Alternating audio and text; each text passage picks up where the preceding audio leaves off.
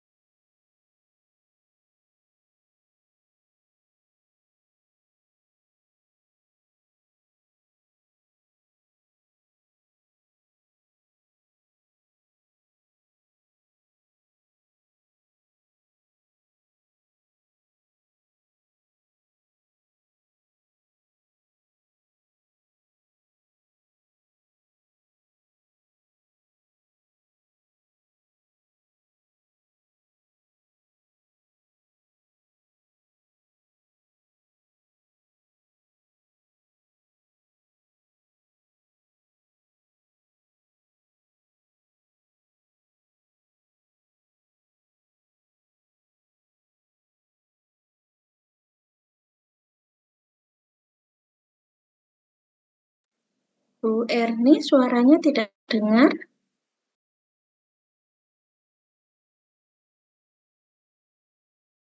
Minta maaf. Sebentar Bu ya, saya udah baca bab. Ini saya matiin satu.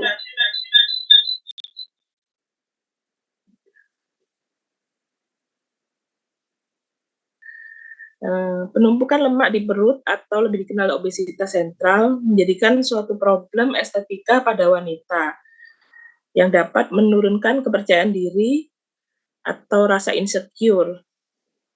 Selain body massa index atau BMI, lingkar perut menjadi suatu tolak ukur seseorang dikatakan obesitas. Standar Kemenkes untuk lingkar perut ideal pria maksimum 90 cm, sedangkan lingkar perut ideal wanita maksimum 80 cm.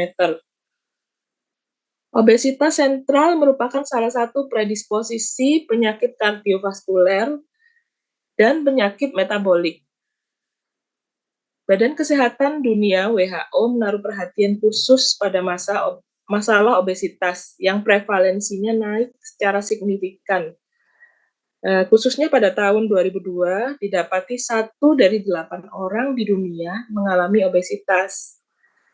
Data WHO pada tahun 2022, sekitar 43% orang dewasa mengalami kelebihan berat badan dan 16% mengalami obesitas. Penanganan obesitas meliputi perubahan gaya hidup, diet, olahraga, obat-obatan, dan tindakan medis lainnya. Akupuntur dan herbal telah digunakan dalam pengobatan tradisional Tiongkok untuk mengatasi berbagai masalah kesehatan, termasuk obesitas. Krisantemum memiliki potensi dalam membantu penurunan berat badan dan mengurangi lemak tubuh.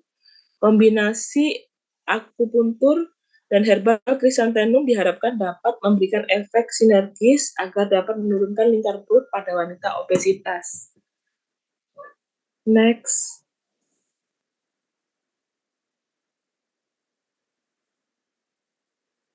Rumusan masalah, apakah akupuntur kombinasi herbal krisantemum efektif dalam menurunkan lingkar perut pada wanita obesitas? Bagaimana pengaruh akupuntur kombinasi herbal krisantemum terhadap parameter antropometri lainnya, misalkan berat badan, indeks massa tubuh, rasio pinggang dan pinggul pada wanita obesitas. Tujuan dari penelitian ini untuk mengetahui efektivitas akupuntur kombinasi herbal krisantemum dalam menurunkan lingkar perut pada wanita obesitas. Untuk menganalisis pengaruh akupuntur kombinasi herbal krisantemum terhadap parameter antropometri lainnya pada wanita obesitas. Next.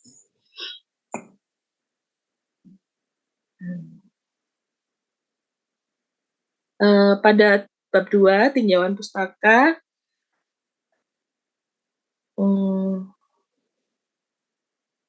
obesitas merupakan ketidakseimbangan kalori yang masuk dan kalori yang terpakai oleh tubuh, sehingga terjadi penumpukan lemak abnormal.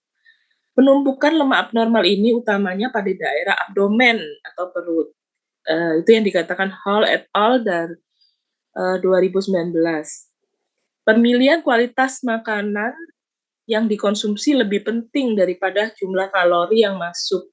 Itu yang dikatakan Taubes G 2011. Obesitas adalah suatu permasalahan yang kompleks sehingga penanganannya tidak dapat melihat satu sisi kalori aja, tapi banyak faktor yang mempengaruhi. Karena itu penting untuk mengatasi akar penyebab obesitas, ketidakseimbangan hormonal, terutama hormon insulin resisten, dan metabolisme merupakan kunci dari penumpukan lemak yang berlebih. Itu yang dikatakan Fung Jason 2016. Faktor stres juga bukan. Terus obesitas dalam TCM dikenal dengan Fei-Pang, merupakan sekunder patogenik faktor dari DEM dan phlegm yang tidak dapat ditransformasikan akibat defisiensi limfa. Mekanisme kerja akupuntur dalam menangani obesitas melalui titik siara pusat mempengaruhi metabolisme, nafsu makan, dan distribusi lemak. Menguatkan fungsi limfa untuk dapat melaksanakan tugas transportasi dan transformasi. Penelitian sebelumnya, clinic research on using acupuncture to treat female adult abdominal obesity with spleen deficiency and exuberant dampness, akupuntur efektif dalam menurunkan berat badan dan lingkar perut wanita dengan spleen deficiency. Chrysanthemum herbal Tiongkok yang memiliki efek menyegarkan dan sangat ringan memasuki meridian liver dan paru-paru. Organ limfa terkait dengan kedua organ tersebut menurut teori Wusing. Herbal ini menurut penelitian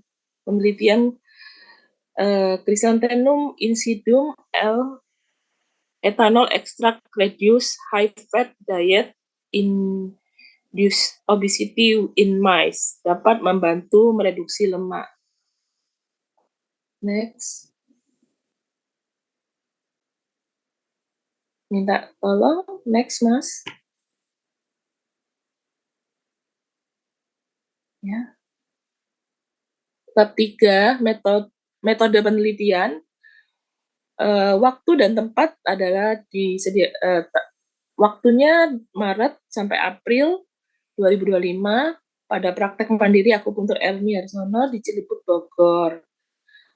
Populasi dan sampel wanita dewasa dengan diagnosis obesitas berdasarkan indeks massa tubuh yang memenuhi kriteria inklusi dan eksklusi pada sampel 30 klien.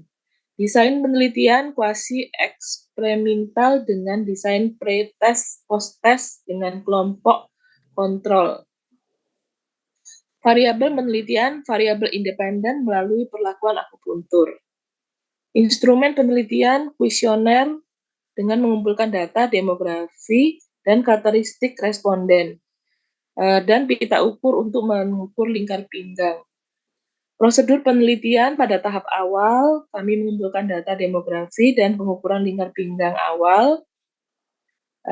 Tahap intervensi, kelompok intervensi akan menerima terapi akupuntur pada titik-titik yang telah ditentukan, misalkan ST36, SP6, ST25, REN6, LI4, LF3, ST40. Dan herbal bunga chrysanthemum, sedangkan kelompok kontrol lainnya hanya menerima intervensi akupuntur saja. Tahap akhir, pengukuran ulang lingkar pinggang setelah intervensi. Analisis data akan dianalisis menggunakan uji karakteristik yang sesuai seperti uji T berpasangan dan uji Wilcoxon. Next. Ini menjelaskan titik yang tadi saya pilih. ST25 Tiansu, titik ini merupakan titik muk depan usus besar, membantu mengatur fungsi pencernaan serta metabolisme tubuh. Titik CV12 Chongwan, titik ini merupakan titik muk depan lambung, diharapkan dari penusukan ini dapat mengontrol nafsu makan dan meningkatkan energi. Titik SP6, titik ini merupakan titik pertemuan meridian yin kaki akupuntur. 3 meridian yin kaki akupuntur pada titik ini dapat membantu menyeimbangkan hormon dan mengurangi retensi cairan. LR3, titik LR3 atau Tai Chung, dan LI4 Heku. Kombinasi titik ini untuk harmonize liver, mengurangi stres dan kecemasan yang seringkali menjadi penyebab obesitas.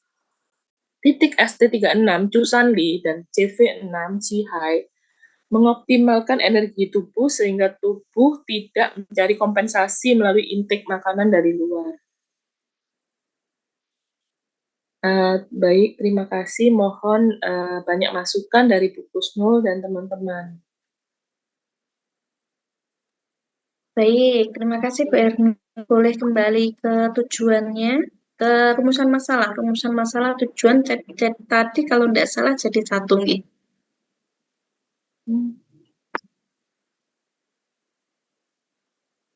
Bab 2, Mas. Nah ini rumusan masalah. Nah, oke.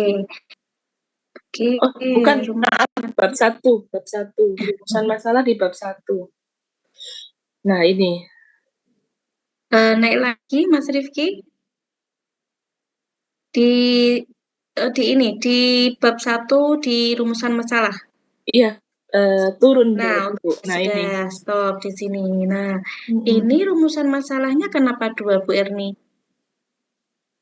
Rumusan masalah kenapa 2?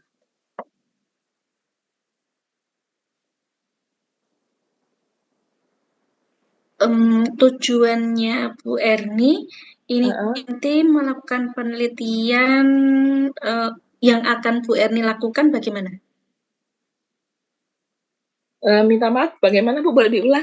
Saya kok Jadi ini kalau saya baca dari judulnya kan Bu Erni mengetahui efektivitas akupuntur, kombinasi herbal krisantenum ya dalam menurunkan lingkar perut pada wanita obesitas. Begitu, Nj? Yeah. Nah, nanti yang di bab 3-nya yang akan Bu Erni lakukan seperti apa? Bab 3 berarti setelah dilakukan hasil-hasil data itu Bu ya, berarti akan mengukur kembali itu lingkar pinggang, lingkar perut, dan mengukur berat badan serta BMI-nya. Apakah ada perubahan dari setelah dilakukan terapi akupuntur maupun akupuntur dengan kombinasi herbal. Jadi akan melihat mana yang lebih efektif seperti itu.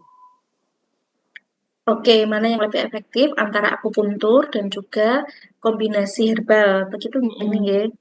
Nah, ini alangkah baiknya untuk rumusan masalah cukup 1 saja. Jadi hanya yang poin atas saja. Apakah akupuntur kombinasi herbal krisantenum efektif dalam menurunkan lingkar perut pada wanita obesitas? Nah, nanti Bu Erni di sini kan parameternya antropometri nggih, untuk mengetahui si obesitas tadi itu sudah turun atau tidak.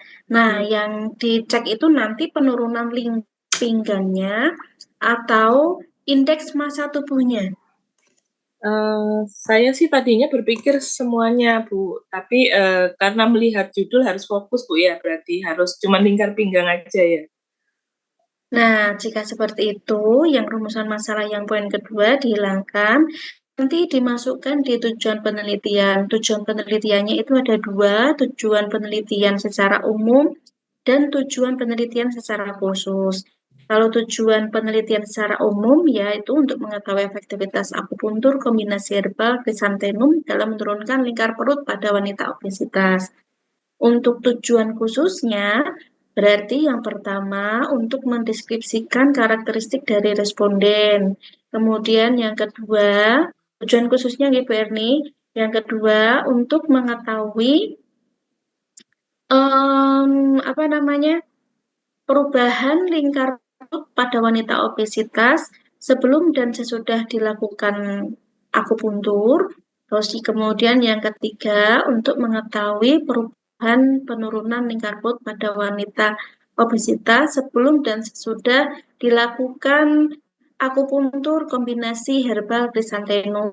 Yang keempat, baru untuk melakukan analisis efektivitas akupuntur kombinasi herbal krisantemum dalam menurunkan lingkar perut pada wanita obesitas. Begitu Bu Erni. Oh, baik Bu, nanti saya perbaiki. Oke, kemudian di bab 2-nya, Mas Rifki.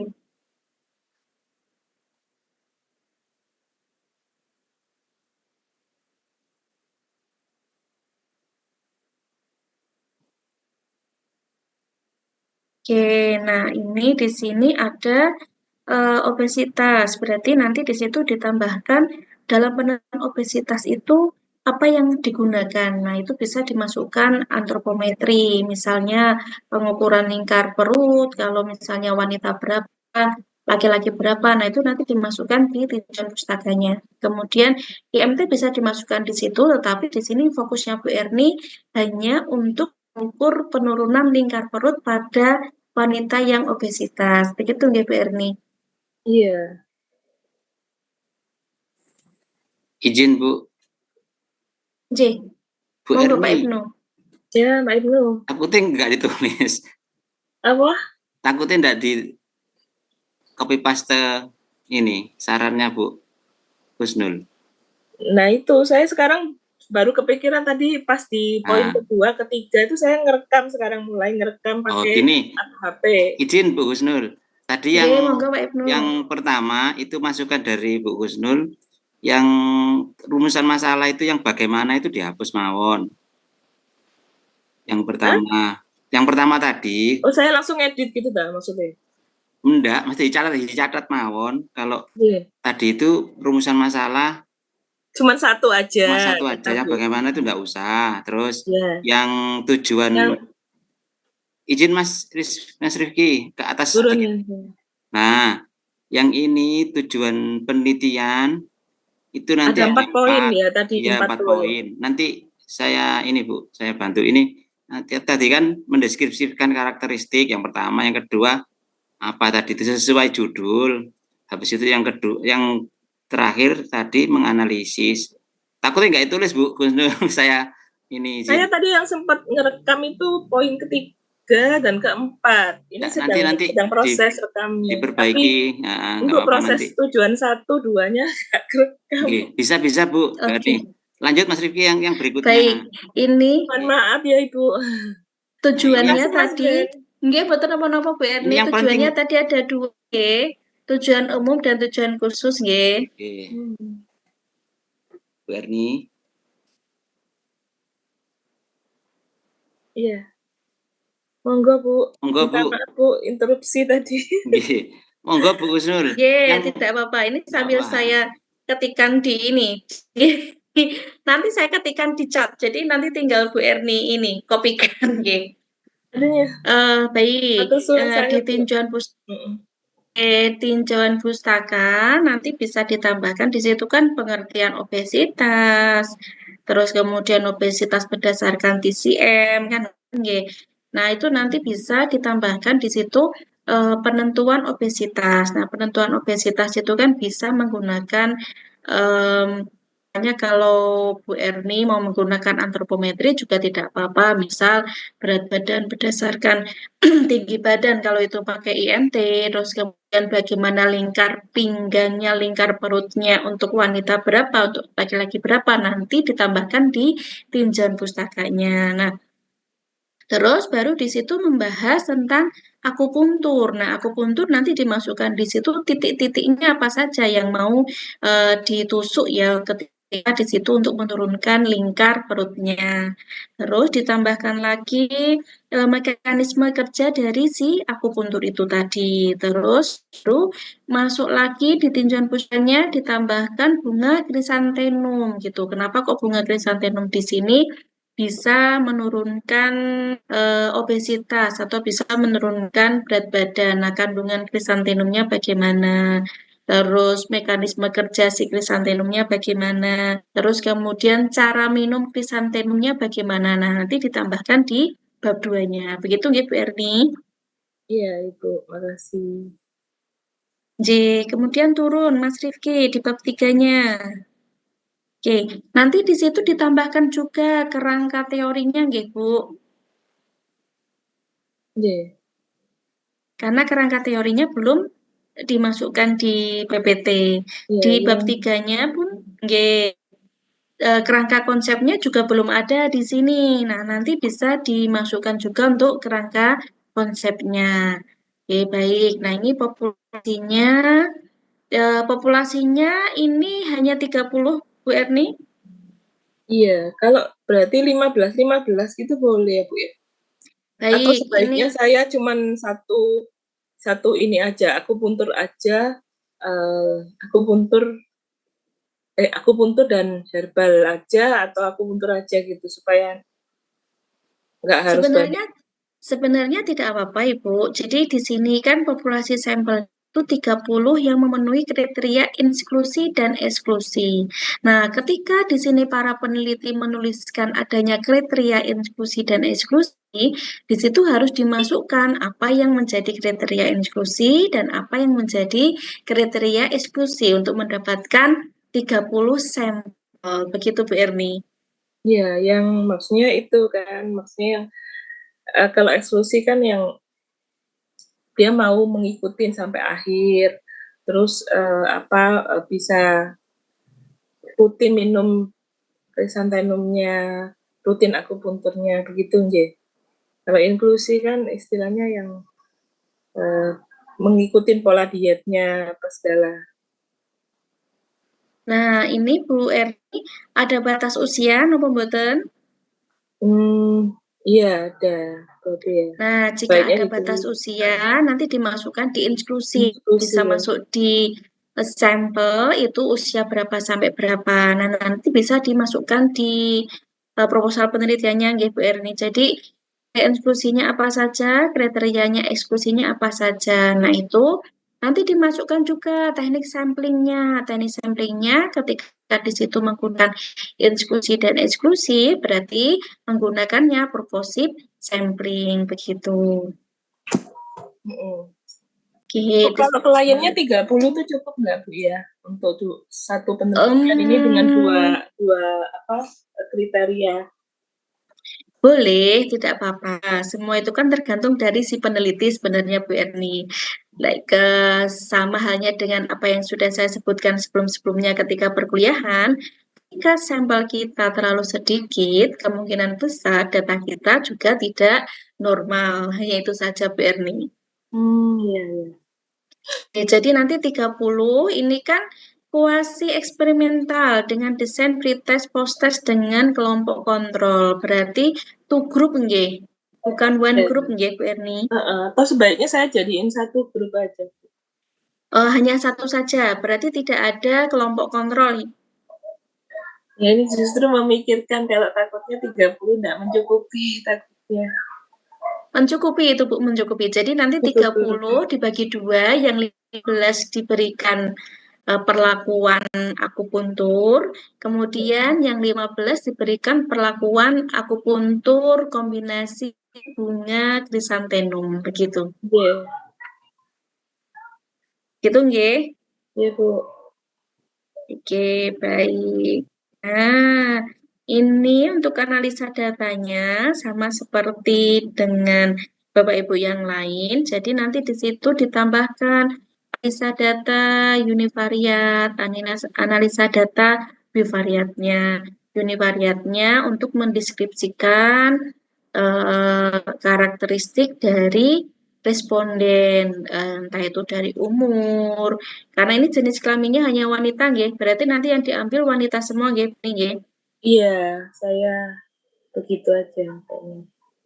Terus kemudian nanti bisa dimasukkan lagi bagaimana cara konsumsi recall 24 jam dalam mengkonsumsi makanannya, begitu. Nah, itu kan juga sebenarnya masuk juga eh, bisa menjadi faktor pemicu seseorang itu menjadi obesitas, kayak gitu. Nanti dimasukkan di kuesionernya. Terus kemudian di analisis bivariatnya nanti seperti biasa dimasukkan di situ distribusi normalitas uji normalitas, kemudian uji homogenitas, dan juga uji hipotesisnya. Nah, uji hipotesisnya ini menggunakan uji berpasangan jika apa, menggunakan uji Wilcoxon jika apa.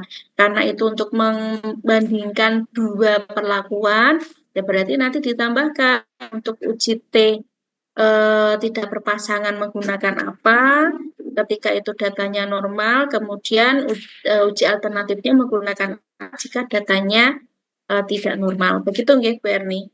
Iya. Oke, selanjutnya. Makasih. Sudah. Oke, baik. Nanti bisa diperbaiki, Bu Erni. Baik, Ibu, siap. Terima kasih, Bu. Sami-sami, Bu Erni.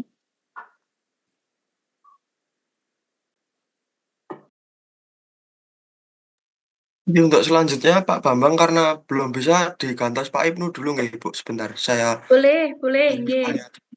Jadi kalau misalnya yang tidak bisa langsung diloncat begitu saja biar cepat.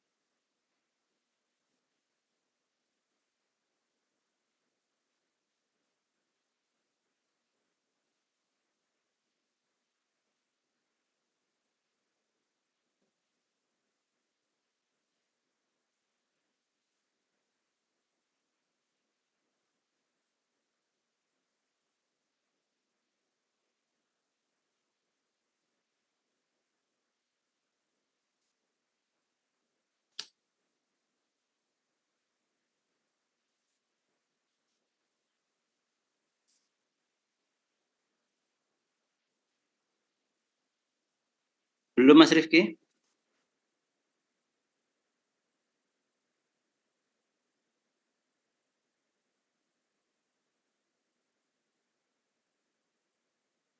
Baik, selamat pagi kepada Ibu Kusnul dan rekan-rekan sekalian. Izinkan saya untuk memaparkan dari judul proposal penelitian saya dengan judul efektivitas terapi akupuntur G-Street Needle kombinasi topikal minyak cengkeh pada penurunan nyeri lutut di gerobokan.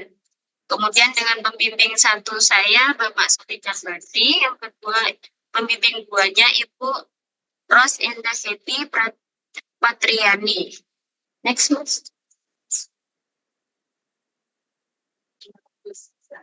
Kemudian untuk proposal penelitian ini bertujuan untuk memenuhi dari mata kuliah proposal penelitian dengan dosen pengampu dengan Ibu Eka Deviani, Ibu Kusnul Zulaikha, kemudian Bapak Dr. Hanum Prasetya. Next.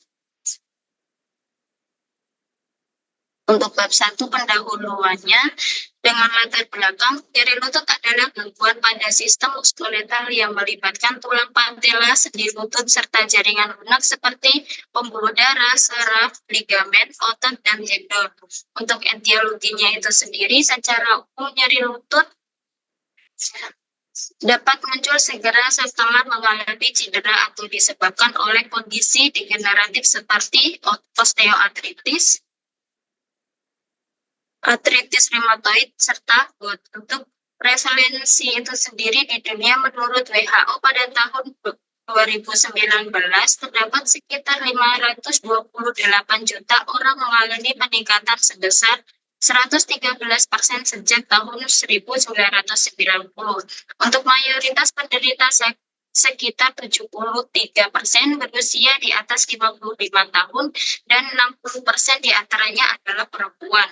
Kemudian untuk prevalensi yang didapatkan di Purwodadi, pasien rawat jalan yang didiagnosa dengan osteoartritis lutut pada tahun 2021 mencapai 4.993 kasus, yang mana penyakit ini menempati urutan kedua terbanyak setelah stroke infark.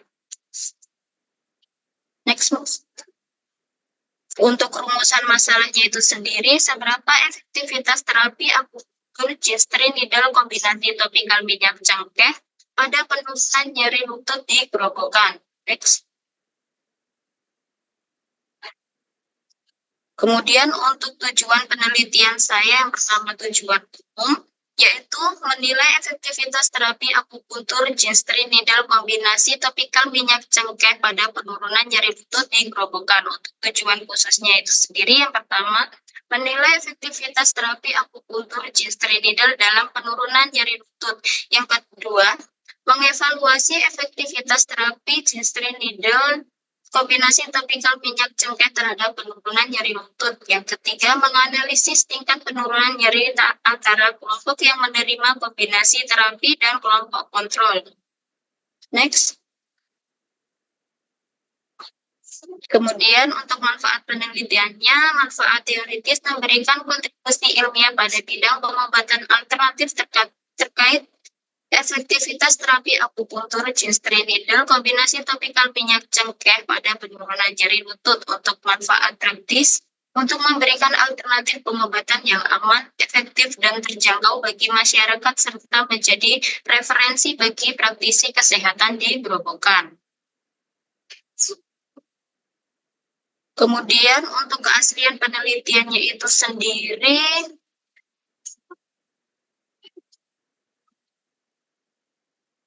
yang diteliti oleh Bapak Wardoyo dan Tenzia pada tahun 2019 dengan judul mengurangi nyeri ischialgia dengan akupunktur metode G-string needle, yang mana pada hasil penelitian itu sendiri dapat menurunkan skala nyeri pada ischialgia.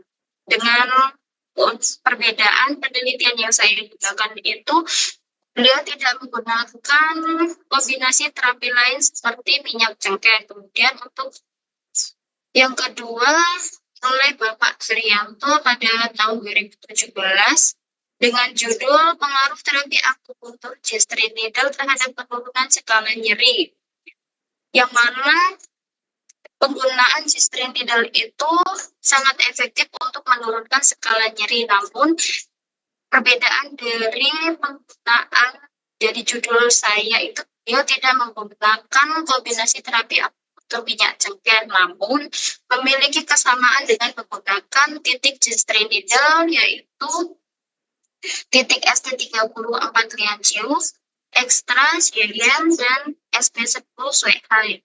Kemudian penelitian atas nama Asifuan Rahmayadi pada tahun 2015 dengan judul Effectiveness of Combination of Local Point Acupuncture Therapy with Topical Coil Oil on Pain Scale in Confined Pains, yang mana beliau menggunakan terapi akupunktur lokal dengan kombinasi minyak cengkeh. Perbedaan dari penelitian yang saya lakukan yaitu terdapat pada akupunkturnya. Beliau menggunakan akupunktur lokal, sedangkan saya menggunakan terapi akupunktur G-string needle dengan menggunakan 3 titik.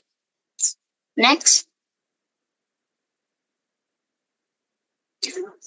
Kemudian bab 2-nya, dari tinjauan pustaka menurut kedokteran, nyeri lutut merupakan salah satu keluhan muskeletal yang paling sering dialami masyarakat, terutama pada kelompok usia lanjut.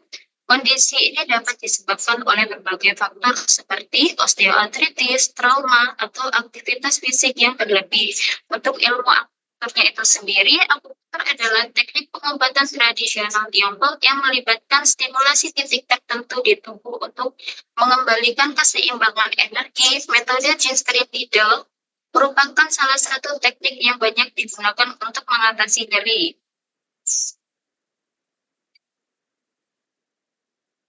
Kemudian untuk mekanismenya itu sendiri, akupunktur analgesia dimulai dari stimulasi saraf dengan diameter kecil di otot yang akan mengirimkan impuls ke medula spinalis, kemudian akan diteruskan ke 3 pusat saraf yaitu medula spinalis, mesencephalon, kelompok pituitari, hipotalamus. Yang ketiganya diaktifkan untuk melepaskan neurotransmitter. Mas, maaf, kurang kelihatan masih bagian ke bawah.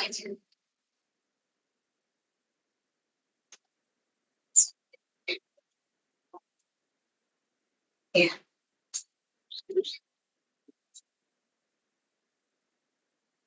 Ya, terima kasih.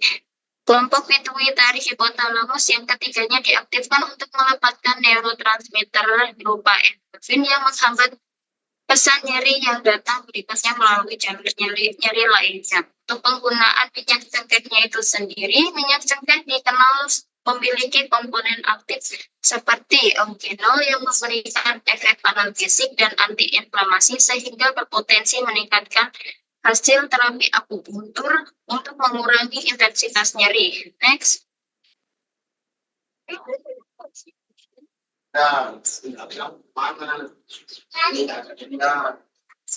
Untuk etiologi ilmu medis maupun etiologi menurut ilmu akupunktur dapat menyebabkan nyeri lutut.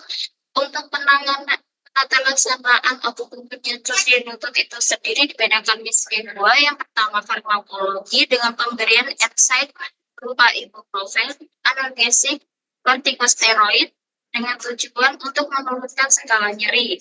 Kemudian untuk penata laksanaan nyeri lutut, terapi non farmakologi bisa diberikan edukasi, terapi fisik, stretching, akupunktur.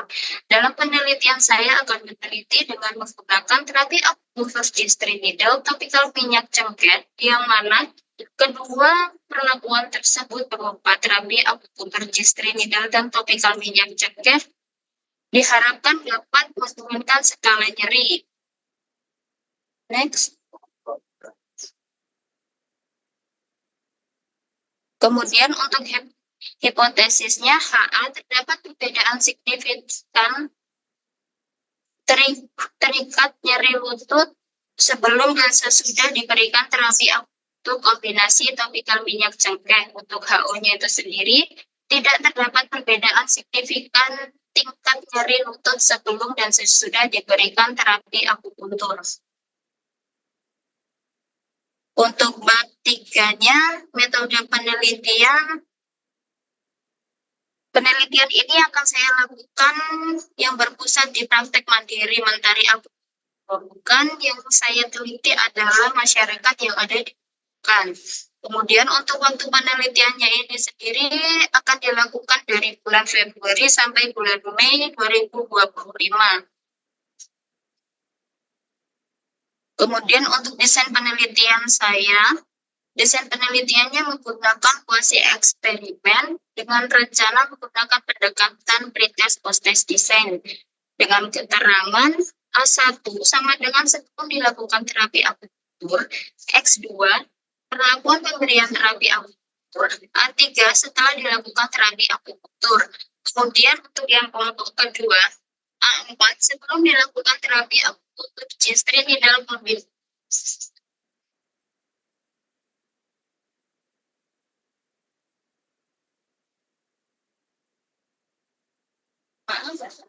Kemudian untuk A4 sebelum dilakukan terapi akupunktur G-string needle kombinasi topikal minyak cengkeh.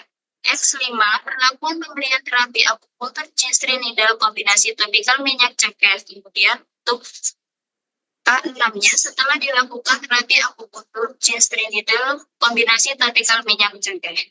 Next.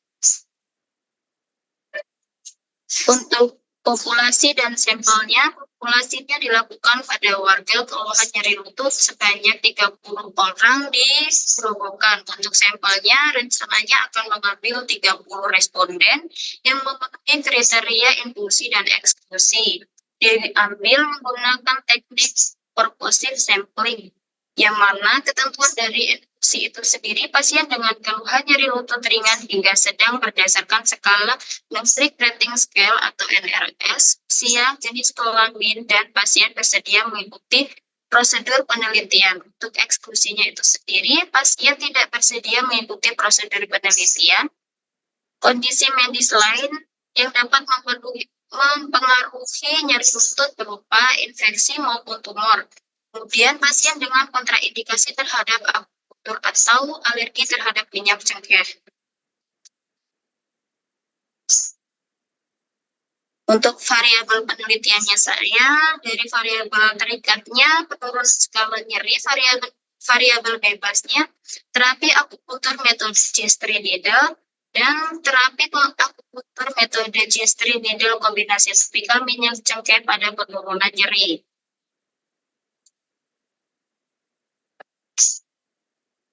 Kemudian untuk definisi operasionalnya, yang mana terapi akupunktur G-string needle kemudian intervensi akupunktur yang menggunakan metode G-string needle pada titik ekstrasien ST10 Shanghai dan ST34 Lianqiu diterapkan 6 kali terapi dalam 1 minggu 2 kali. Untuk alat ukurnya itu sendiri, ketepatan penusukan akupunktur atau teci. Untuk kriterianya 0 sama dengan tidak tepat, 1 sama dengan tepat dengan teci, dengan ininya nominal. Untuk minyak cengkehnya, penggunaan topikal minyak cengkeh dengan CV wali kumpul nomor BPOM-nya 023616991 yang dioleskan secara topikal pada area lutut untuk mengurangi nyeri diterapkan 6 kali setelah terapi dalam 1 minggu 2 kali. Untuk alat ukurnya, pemberian minyak cengkeh pada area dengan tekanan 0,2 sampai 0,5 mili atau 3 sampai 5 tetes. Kriterianya 0 tidak tepat, 1 tepat dengan teci dengan kepatuhan penggunaan herbal. Untuk ininya nominal, untuk nyeri lututnya, intensitas nyeri yang dirasakan pasien pada nyeri lutut diukur menggunakan skala numerik rating scale untuk skala angka 0 sampai 10 yang digunakan untuk mengukur intensitas nyeri secara. Terus untuk alat ukurnya NRS, kriterianya 0 sama dengan tidak ada nyeri, 1 sampai 3 nyeri ringan, 4 sampai 6 nyeri sedang, 7 sampai 9 nyeri berat, 10 nyeri berat atau tidak tertahankan dengan ininya ordinal. Untuk instrumen penelitiannya itu sendiri dengan menggunakan formulir informed consent dengan pengukuran skala NRS untuk mengukur nyeri lututnya. Alat akupunktur steril berupa jarum 1,5 cun, alkohol swab, handscoon tempat bekas jarum, dan minyak cengkeh. Untuk prosedur penelitiannya itu sendiri, yang pertama persetujuan mengikuti etik penelitian, kemudian seleksi sampel berdasarkan kriteria inklusi dan eksklusi, pengisian informed consent oleh peserta, pengukuran awal pretest intensitas nyeri lutut dengan skala NRS, pemberian terapi akupunktur G-string dalam kombinasi topikal minyak cengkeh, kemudian pengukuran intensitas nyeri lutut setelah intervensi post-test dengan skala NRS.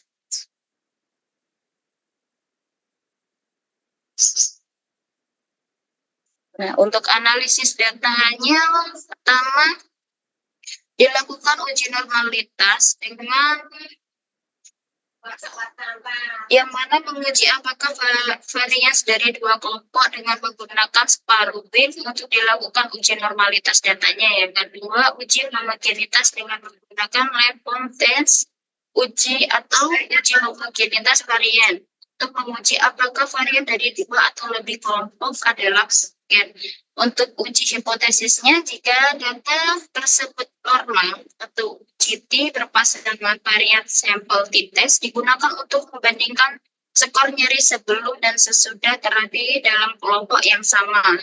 Jika data tidak berdistribusi normal, uji Wilcoxon alternatif untuk data non-parametrik dalam membandingkan skor nyeri sebelum dan sesudah terapi. Jika ada kelompok pembanding berpasangan atau berpasangan, uji tidak berpasangan dengan independen test itu yaitu jika datanya tidak normal. Tapi jika data tidak normal, akan uji Mann-Whitney dengan interpretasi hasilnya jika P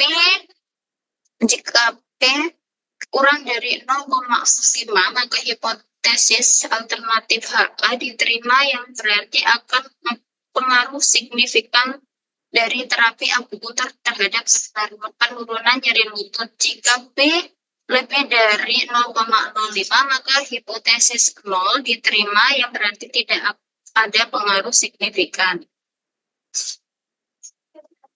Kemudian etika penelitiannya, peneliti memastikan kerahasiaan data pasien.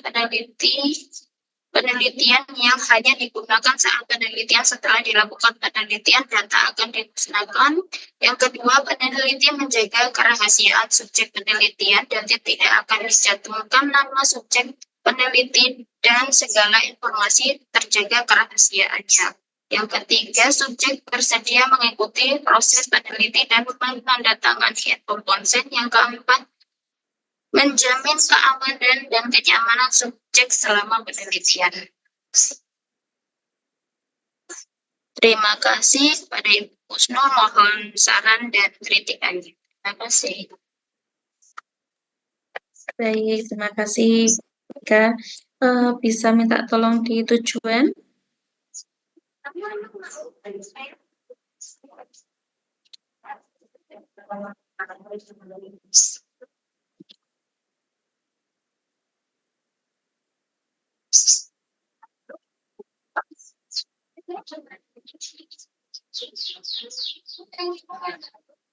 Oke. Ya.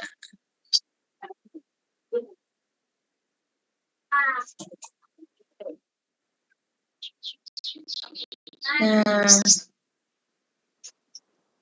baik, ini di tujuan umum masih sama seperti yang saya sebutkan sebelum-sebelumnya. Di situ dituliskan untuk mengetahui efektivitas terapi akupunktur Jinstri needle kombinasi topikal minyak cengkeh pada penurunan nyeri lutut di gerobokan. Nah, untuk tujuan khusus yang pertama mengetahui karakteristik responden, ya tadi kan ada berdasarkan umur, kemudian berdasarkan NSR. Nah, itu dimasukkan di tujuan pertama. Kemudian yang kedua, mengetahui penurunan nyeri lutut sebelum dan setelah melakukan terapi akupunktur Jinstri needle. Yang ketiga, mengetahui penurunan nyeri lutut sebelum dan setelah dilakukan terapi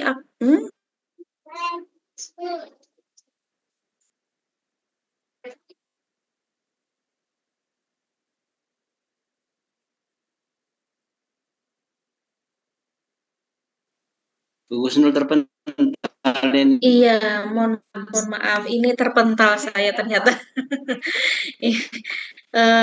Ini tiwasan berbicaranya menggebu-gebu ternyata terpental jadi Ibu, mohon maaf nggih. Tadi sampai di poin ketiga itu mengetahui penurunan lutut sebelum dan sesudah dilakukan terapi akupunktur Jinstri needle kombinasi topikal minyak cengkeh. Kemudian yang keempat, menganalisis efektivitas terapi akupunktur Jinstri needle kombinasi topikal minyak cengkeh pada penurunan nyeri lutut di gerobokan. Begitu. Untuk rumusan masalahnya ditulis apa ini?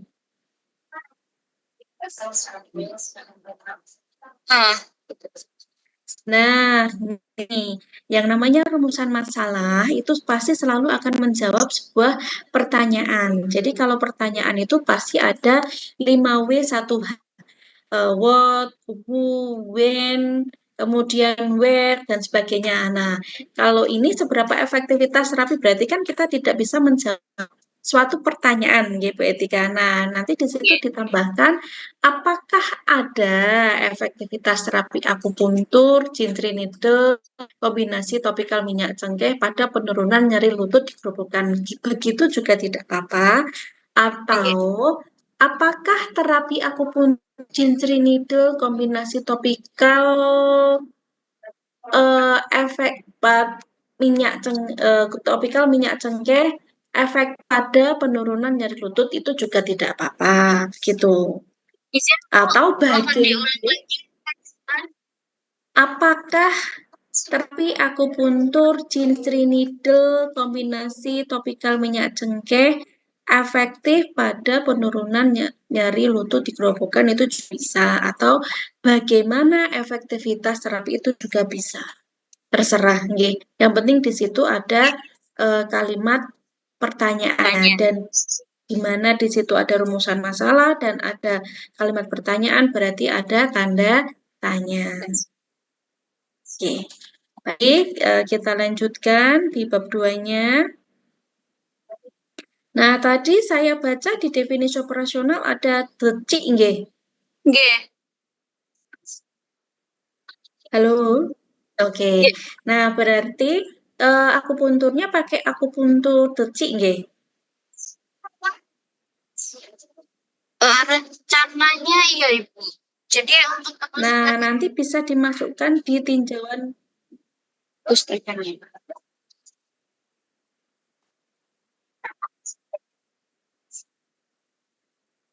Bagaimana, Bu Etika? Tadi hilang, Ibu.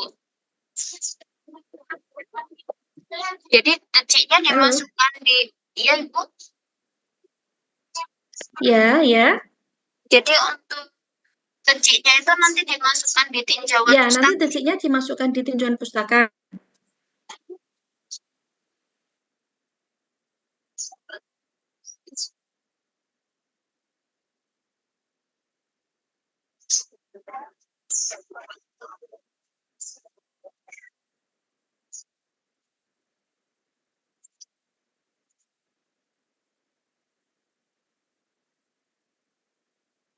Suara nih.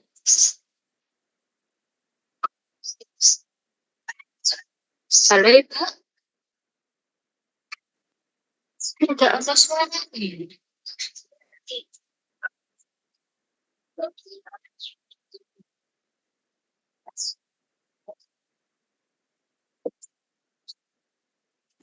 Kayaknya ibunya terpental lagi ya?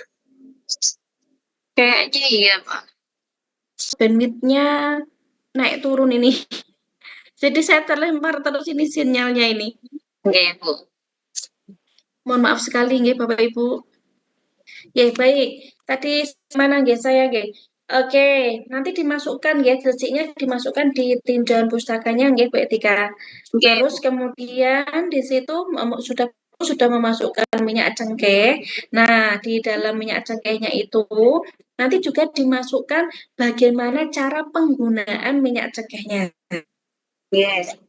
Kalau tadi definisi operasionalnya sebenarnya begini Bapak Ibu, ketika kita membuat definisi operasional itu kan di situ ada pengertian, nggih. Nah, pengertian itu kita ambilkan dari bab 2-nya. Jadi ada sumber valid untuk dimasukkan definisi operasional. Nah, tadi di situ Bu, halo, saya nge-freeze kah? Enggak, Ibu. Masih lancar, kok. Aman, Bu, aman. Oh, aman, nggih, maaf. Jadi, nggih. Baik, kalau di situ dituliskan berapa cc, kemudian 3-5 tetes, nah berarti di bab 2-nya itu juga harus ada, begitu. Jadi yang dipakai untuk panutan di definisi operasional, begitu nggih Bu Etika? Nggih, Bu. Nggih, baik. Turun di halaman 12, ya ini sudah It's okay lah. Di halaman 13. Ya, langsung di bab 3-nya, Mas Rifki.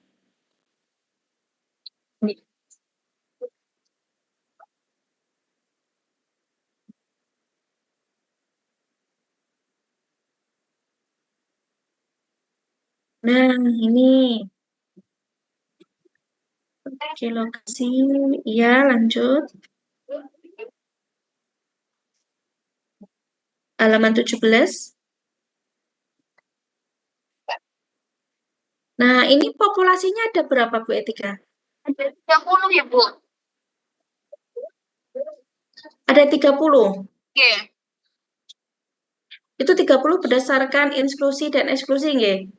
Yes. Nah, sebenarnya banyak ya yang mengalami nyeri lutut, terutama pada lansia, nggih. Lumayan banyak, Ibu, tapi nggak banyak sampai 40, Nah, Ibu. Oke, ini kasusnya hampir sama dengan yang di Bu Lili, nggih, Bu Lili. Jadi kalau misalnya itu nyeri lutut, nah nyeri lutut itu nanti minta tolong dijabarkan itu penyebabnya apa? Apakah karena OA atau karena nyeri lututnya itu karena apa namanya asam urat gitu. Itu kan menyebabkan nyeri lutut semua. Nah, itu nanti dimasukkan di bab sama di bab 2-nya gitu.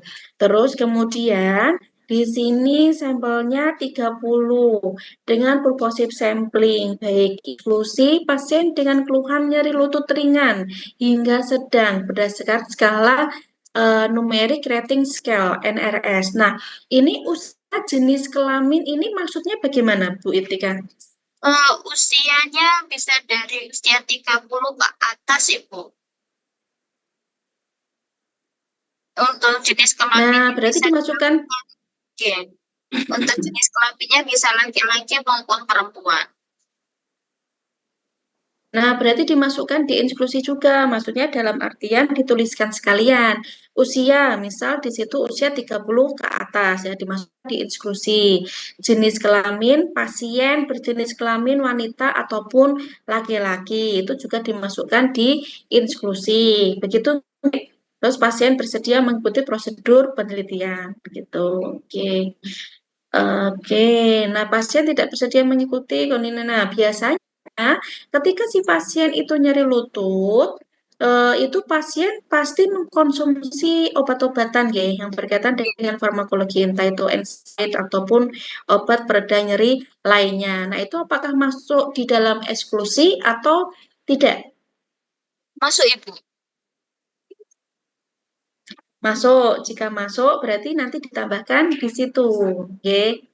Oke, pasien dengan kontraindikasi. Oke, baik. Nah, ini Bapak, ketika Bapak Ibu itu memilih ada inklusi dan eksklusi, nah alangkah baiknya ketika di situ ada 30 itu ditambahkan 2. Dilebihkan. Ya, 2 atau 4 dilebihkan. Supaya apa? Supaya ketika di situ ternyata pasien tidak bersedia mengikuti prosedur penelitian, ini sudah ada cadangannya gitu. Jadi Bapak Ibu tidak mengulangi dari awal gitu. Kalau mengulangi dari awal kan waktu untuk melakukan penelitian itu terlalu lama. Jadi, kalau misalnya itu berbarengan, misalnya 15-15 dibikin saja di sini 17-17 yang digunakan sebagai cadangan begitu. Kalau misalnya 17 ada semua juga tidak apa-apa, nanti tinggal dirubah saja di skripsinya. Begitu nih Bapak Ibu.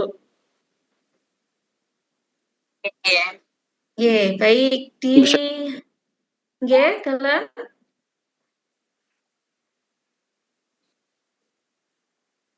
Oke, dilanjut halaman 18. Baik, kemudian 19 tadi definisi operasional. Nah, definisi operasional yang minyak cengkeh ini kriterianya kok tidak tepat, tepat terasa dan kepatuhan penggunaan herbal ini bagaimana ini? Ini Ya, oke. Kalau itu Suntur dan minyak cengkeh. Itunya belum saya hapus, Ibu. Tepat tidak tepat ya.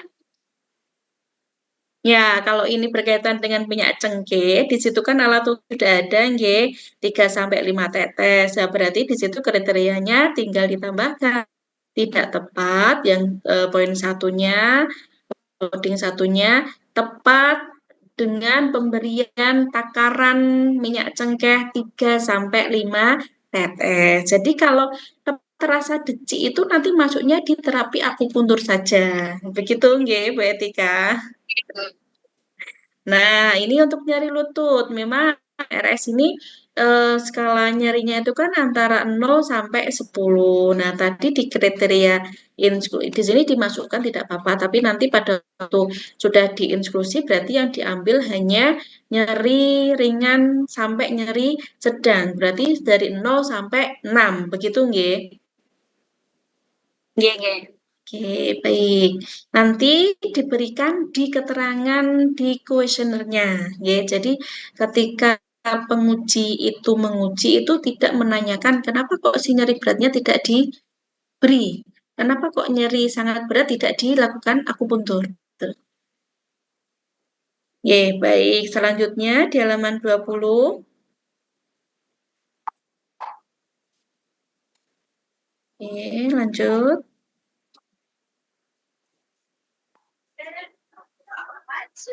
Nah, analisa data itu selalu terdiri dari 2. Ketika Bapak Ibu melakukan penelitian kuantitatif yang di situ ada korelasi, komparatif, ya selalu ada 2. 2 itu yang pertama analisa data univariat, yang kedua adalah analisa data bivariat. Analisa data univariatnya di sini itu digunakan untuk mendeskripsikan atau menceritakan atau menggambarkan karakteristik dari si respondennya. Kemudian kalau analisa bivariatnya, nah di sini digunakan untuk komparatifnya ataupun korelasinya. Nah, karena di sini berkaitan dengan komparatif atau perbedaan, berarti analisa data bivariatnya ini terdiri dari uji normalitas data, uji homogenitas, dan juga uji hipotesis. Begitu nggih, Bu Etika? Baik,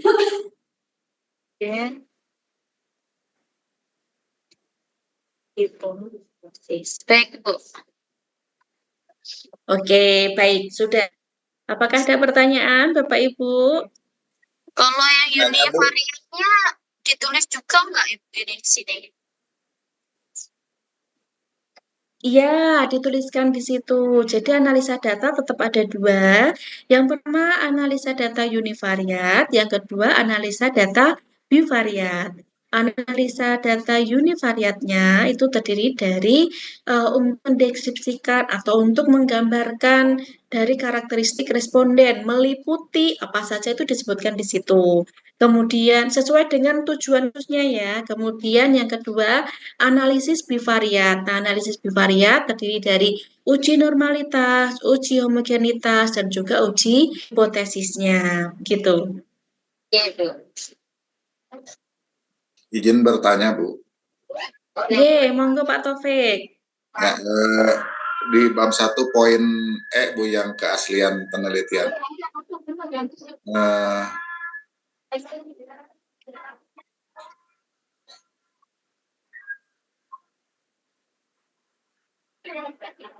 Keaslian penelitian. Halaman 8. Ya, betul. Nah, itu yang bawahnya. Nah, kalau dengan bagan ini, kan ini ada 3 jurnal, Bu. 3 jurnal ditampilkan. Apakah hanya dituliskan dari ciri khas dari ketiga jurnal tersebut atau dikasih ulasan perbedaan dengan penelitian kita, Bu? Tetap dituliskan di situ perbedaan dengan penelitian kita. Kenapa kok harus dituliskan perbedaan dengan penelitian kita? Jadi supaya ada kebaruan dari penelitian sebelumnya atau state of the art-nya begitu Bapak. Jadi apa sih yang membuat kita meneliti itu lagi gitu. Dan yang membedakan itu apa dengan penelitian sebelumnya begitu. Karena di situ nyeri ischialgia dengan akupuntur metode Jinsri needle. Kemudian ini ada juga itu terapi akupuntur Jinsri needle terhadap penurunan skala nyeri pada pasien nyeri lutut. Ini juga sama, ya. Nah, kemudian ada lagi ini di sini juga nyeri lutut juga, tapi penggunakannya itu titik lokal point gitu. Jadi yang membedakan itu apa sih begitu dengan penelitian kita? Entah itu kombinasinya sama-sama kombinasi minyak cengkehnya komposisinya atau dosisnya lebih ditingkatkan itu juga monggo begitu ibaratnya seperti itu Pak. Ya Bu, berarti kemarin saya udah posting Bu, mau diperbaiki lagi nggak apa-apa ya, diambil lagi PPT-nya. Nggak sebagus yang ini, tapi masih terlalu apa namanya, nggak begitu detail, mau diperbaiki ya Bu. Boleh, tidak apa-apa. Nanti diperbaiki ini aja di proposal penelitiannya. Jadi di makalahnya saja, Bapak. Oh siap-siap, berarti kalau yang PPT mah udah aja ya Bu ya. Yes. Nah, kalau yang sudah maju tidak apa-apa gitu kan. Sebenarnya maju di sini itu untuk menambahkan apa yang kurang, kemudian memperbaiki atau memberikan tampilan yang bagus begitu. Kasih Bu. Izin Bu mau bertanya, kalau itu tadi kan perbedaannya harus ditulis, berarti untuk penelitian saya di bawah sini juga ditulis ya Bu ya? Ya, ditulis ini. Ini kan sudah dituliskan nih keunikan dibanding penelitian lain itu kan juga perbedaan kan, Bu Etika? Oke, oke. Udah cukup gitu aja ya Bu, nggak usah dikasih variabelnya, metodenya, hasilnya gitu nggak Nah, usah. ini kan di sini sudah ada nomor, judul penelitian, sudah cukup. Betul, betul, betul. Atau misal diganti saja perbedaan gitu. Misalnya perbedaan aja juga tidak apa-apa. Atau keunikan dibanding penelitian lain juga tidak apa-apa. Oke, terima kasih Bu. Yang penting ada keterbaruannya atau oh, mohon maaf saya Bapak, ini saya Bapak Ibu saya terlempar lagi ini tiwasan saya tadi eh, ngomong sendiri ini. Oke, Bapak Ibu, jadi sebenarnya keaslian penelitian itu intinya apakah ada kebaruan atau inovasi yang baru dari penelitian Bapak Ibu dengan penelitian yang lalu-lalu. Begitu nggih Bapak Ibu? Entah itu apa namanya variabelnya yang ditambahkan, entah itu eksperimentalnya yang atau perlakuannya yang ditambahkan dengan kasus yang sama begitu. Ibu, Oke. mohon izin bertanya Ibu, menyangkut ini. Kalau semisal Oke. kita membedakan di titiknya, boleh nggak Ibu? Boleh, tidak apa-apa. Tidak apa-apa. Nah, nanti di pembahasan diperjelas lagi, Mas Rifki. Ketika si A itu menjelaskan, oh titik ini, misal. Oh, di penelitiannya Mas Rifki, ternyata titik A, C ini juga bisa digunakan untuk penurunan nyeri. Nah, hal ini sesuai dengan penelitian yang telah dilakukan siapa, begitu. Misal seperti itu. Oh, ya, baik, terima Karena kasih. titik ini ada kaitannya dengan organ A, B, C, D, misalnya seperti itu. Nah, itu nanti dijelaskan di pembahasan secara ilmiahnya. Jadi, secara akupuntur modernnya, begitu. Secara teoritisnya gitu nggak Ibu? Nah, jadi sebenarnya itu bisa digunakan untuk betul. Ibaratnya itu nanti bisa dipakai untuk evidence based penggunaan secara medis.